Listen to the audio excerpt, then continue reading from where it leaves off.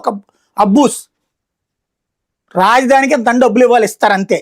అప్పుడు రాయ్పూర్కి 5,000 రూపాయలు 5,000 కోట్లు ఇచ్చారు, 500 కోట్లు, 5,000 కూడా కాదు 500 కోట్లు ఇచ్చారు రాయ్పూర్కి. జార్ఖండ్కి ఒక 500 కోట్లు ఇచ్చారు. ఆ రోజు 4 రాష్ట్రాలు ఏర్పాటు చేసినప్పుడు 500 కోట్లు ఇచ్చారు. ఇప్పుడు ఆ లెక్కను చూస్తే 5,000 కోట్లు అవుతుంది మ్యాక్సిమం, అంతే. అదే ఇచ్చేది కేంద్ర ప్రభుత్వం. మిగతా వాళ్ళకి ఏం సంబంధం లేదు, నువ్వు ఎట్టగట్టుకుంటావు ఏం రాసుకుంటావు, నువ్వు ఏ పేరు రాయమంటే అది రాస్తారు. దీనికి అమరావతి అని కాదు నారానగర్ అని రాయము రాస్తారు వాళ్ళు, లేదు కొణిదెల నగరం రాయము రాస్తారు వాళ్ళు, ప్రాబ్లం ఏం లేదండి. నువ్వు ఏది పంపిస్తే అది రాస్తారు. అది ఒక జస్ట్ పోస్ట్ ఆఫీస్ కేంద్రం ఇక్కడ, అంతే. క్యాపిటల్ అనేది నీ చేతిలో ఉంది, నువ్వు దీన్ని క్లారిటీ ఇవ్వాల్సింది.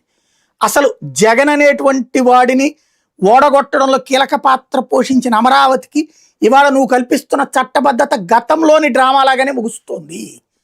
నిజమైతే నువ్వు ఈ నగరాన్ని తయారు చేసి ఇదిగో విజయవాడలో గొల్లపూడి లేదా ఇబ్రహీంపట్నం దగ్గర లేదా కొండపల్లి దగ్గర నుంచి, లేదా ఇప్పుడు వీళ్ళు ఆ వంతెన ఎక్కడేశారు కాజా దగ్గర నుంచి వెళ్ళి అక్కడెక్కడో తయారవుతుంది అంటున్నారు కదా, అక్కడ దాకా, లేదు మైలవరం దగ్గర నుంచి గన్నవరం దాకా, అట్లాగే ఇటు పక్కన గుంటూరులో అవుట్స్కట్స్ ఉంది కదా, దాని పేరేంటది చిలకలూరుపేట దగ్గర నుంచి అటు నూజివీడు దాకా, ఇది కదా చెప్పాల్సింది నువ్వు రాజధాని అనేటటువంటిది. జ్యూరిస్డిక్షన్ అనౌన్స్ చేయాలి కదా, ఇదిగో ఇన్ని వందల